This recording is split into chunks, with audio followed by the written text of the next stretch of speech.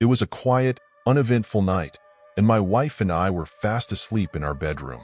Our home was our sanctuary, a place of comfort and routine. The soft hum of the night filled the air, and the familiar sounds of our home were a soothing backdrop to our slumber.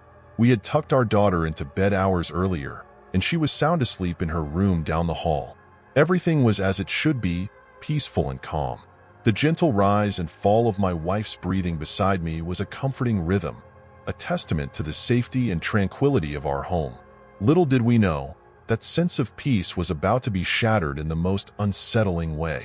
Suddenly, in the middle of the night, I was jolted awake by a sound that sent a chill down my spine.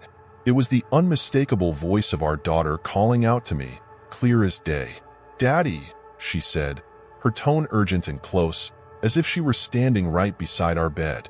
I immediately glanced over at my wife and saw that she was wide awake too.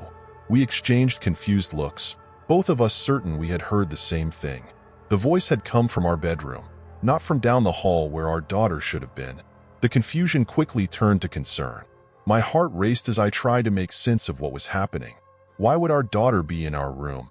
And why had her voice sounded so strange, so out of place? I knew I had to check on her, to make sure she was okay. I quickly got out of bed, my heart pounding with a mix of fear and confusion. I made my way down the hall to my daughter's room, trying to keep my steps quiet so as not to wake her if she was still asleep. The house was dark and silent, adding to the eerie feeling that had settled over me.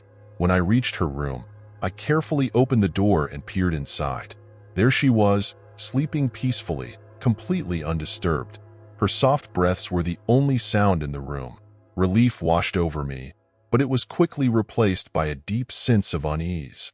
If she was here, sound asleep, then who, or what, had called out to us in the night?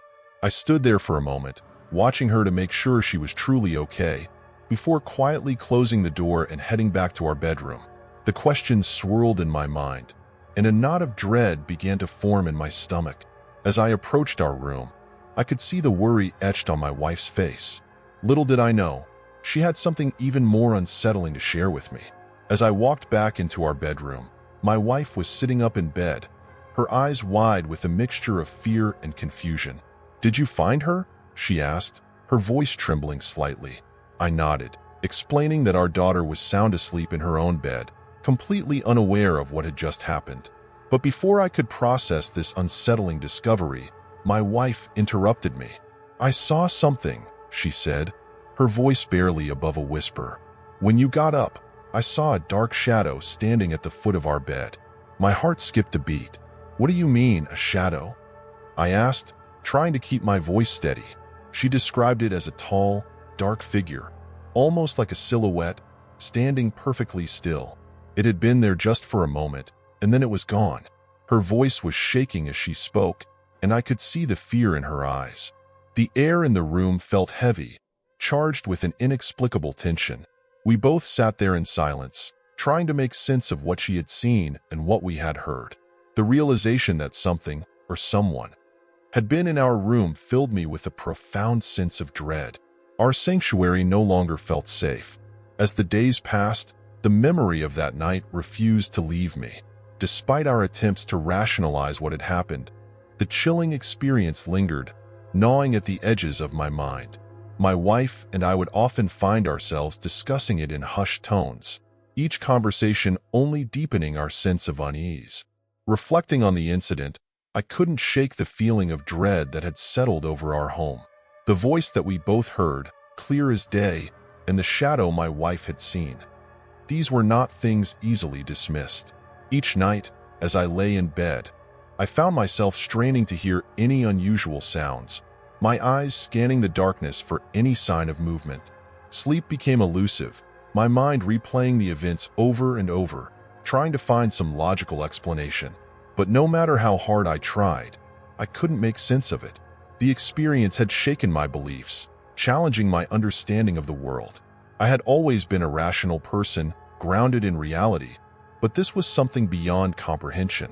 It left me feeling vulnerable and uncertain, as if the boundaries of our safe, predictable life had been breached by something inexplicable. Even now, the memory of that night haunts me, a constant reminder of the unknown that exists just beyond our understanding. The fear has become a part of me, a lingering presence that I carry with me.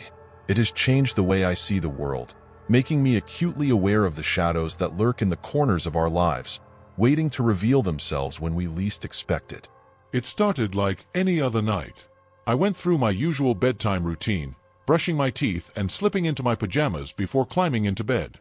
The house was quiet, and I felt the comforting embrace of my blankets as I settled in, ready for a good night's sleep. There was nothing out of the ordinary, just another typical evening. I remember closing my eyes, my mind drifting off, thinking about the mundane tasks of the following day. Little did I know, I was about to experience something that would haunt me for nights to come. As I slipped into slumber, I had no inkling of the terror that awaited me in the darkness.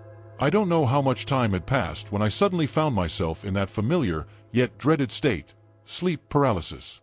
I was awake, fully aware of my surroundings, but completely unable to move.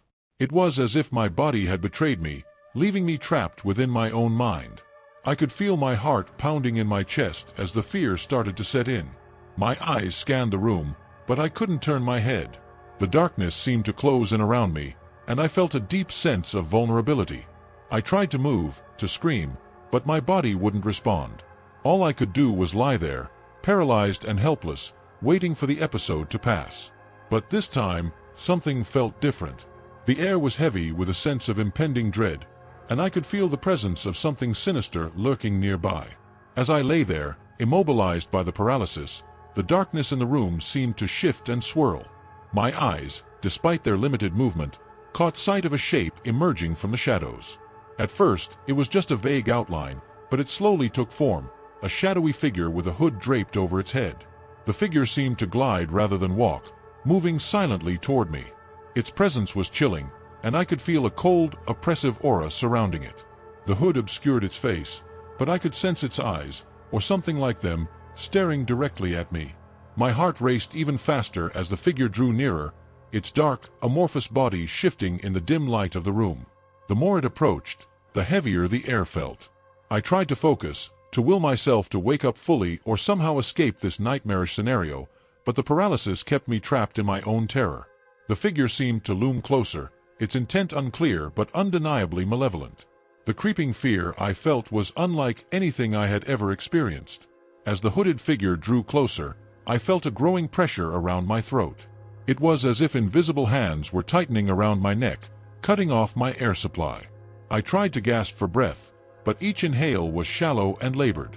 Panic surged through me as I realized the severity of the situation. The sensation of being choked was so real that it felt like my chest was being crushed. My eyes widened in terror as I struggled to breathe, my body's instinctive fight-or-flight response kicking in despite my inability to move. The pressure around my neck intensified, making it harder and harder to draw in even the smallest amount of air. My mind raced with a desperate need to escape, to break free from the invisible grasp that was suffocating me. Every second felt like an eternity, and the fear of not being able to breathe was overwhelming. I was caught in a vicious cycle of panic and helplessness, trapped between the dreamlike state of sleep paralysis and the horrific reality of what was happening. Suddenly, I was jolted awake, gasping for air as if emerging from underwater. The oppressive weight around my throat was gone, and I could move again, but the remnants of fear clung to me like a shroud. My heart was pounding in my chest, and my breaths came in ragged, desperate gulps. I sat up in bed, drenched in sweat, the room now bathed in the eerie stillness of the early morning. My mind raced, trying to make sense of the nightmare I had just experienced. I looked around, half expecting to see the shadowy figure still lurking in the darkness, but the room was empty and quiet. The terror from the paralysis lingered, casting a long shadow over my sense of security. Even though I was awake and safe, the memory of the hooded figure and the sensation of being choked haunted me. I couldn't shake the feeling that something sinister had touched the edges of my reality, leaving me with a profound sense of dread. As I lay back down, trying to calm my racing heart, I couldn't help but worry about the next time I might experience such a nightmarish encounter. The fear that sleep paralysis could return, bringing with it the dark figure, left me anxious and uneasy. The ordeal had left its mark, and the specter of that night still lurked in the corners of my mind, a constant reminder of the darkness that can visit us in our most vulnerable moments. I lived with my grandparents, and our home was a place of comfort and warmth. My grandmother and grandfather had a bond that was palpable. They had been together for decades, and their love for each other was evident in everything they did. Their home was filled with memories and a sense of history that made it special. My grandmother had always been a vibrant presence in our lives, deeply devoted to my grandfather. Their connection was something I admired and cherished. Their relationship was the cornerstone of our family, a source of both joy and stability. Life was relatively peaceful until the day that everything began to change. The stability and comfort of our home were about to be disrupted in ways I couldn't have anticipated. One evening, something strange happened. I was in the living room when I heard a loud crash. I rushed to the source of the noise and found that a picture of me and my grandmother had fallen from the wall. It was a photo that meant a lot to me, capturing a moment of happiness with her. What struck me as odd was that the screw holding the picture in place was still firmly embedded in the wall. It was as if the picture had somehow slipped off the screw by itself. I couldn't find any logical explanation for how this could have happened. The frame was intact, and the screw hadn't loosened or shifted. I tried to brush it off as a fluke, maybe just a coincidence. But there was something unsettling about it. It felt like a sign, though I couldn't say what it was a sign of. The house seemed to grow quieter, and a sense of unease began to settle over me, even though I tried to ignore it. One night, I woke up suddenly, gasping for air. The clock on my nightstand read a little past 3 a.m. I was disoriented, my heart racing and my breath coming in ragged, shallow bursts. It felt like there was an immense pressure on my chest, constricting my throat. As I tried to make sense of what was happening, I became aware of a sensation that made my blood run cold. It felt like invisible hands were tightening around my neck, as if someone or something was trying to strangle me. I could feel the grip tightening, making it almost impossible to breathe. I tried to move, to call out for help, but my body wouldn't respond. The terror was overwhelming. My mind raced with thoughts of what could be happening, but all I could do was lie there, paralyzed by fear and the suffocating pressure. After what felt like an eternity, the sensation suddenly vanished, and I was left gasping for air, drenched in sweat. I lay there in the darkness, trying to calm my pounding heart, but the fear lingered, and I couldn't shake the feeling that something was terribly wrong. After that harrowing night, I knew I couldn't stay in that house any longer. The feeling of being suffocated, coupled with the strange incident with the fallen picture, made the atmosphere unbearable. I felt an urgent need to escape the oppressive energy that seemed to have taken over the house. The next morning, still shaken and desperate for some peace, I packed a few essentials and headed to my parents' house.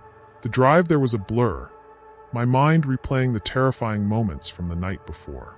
When I finally arrived, the familiarity and warmth of my parents' home offered a temporary sense of relief. Even though I was away from the source of my fear, the sense of unease didn't completely dissipate. I kept thinking about what had happened and felt a lingering dread.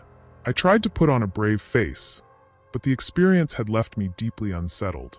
I couldn't help but wonder if the malevolent presence that had frightened me was somehow connected to the recent changes in our lives. Sometime after I had left the house, my grandfather passed away. The loss was profound, and the grief was heavy. His passing seemed to add another layer of sadness to an already unsettling experience. Even though I was now living with my parents, the memory of that night and the sense of unease remained with me. It felt like the house had become a place of sorrow and foreboding, and with my grandfather's death, the sense of something unresolved lingered.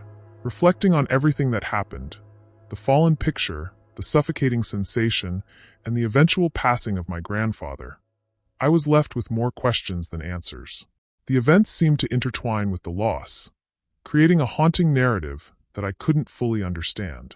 The house was no longer just a place of comfort.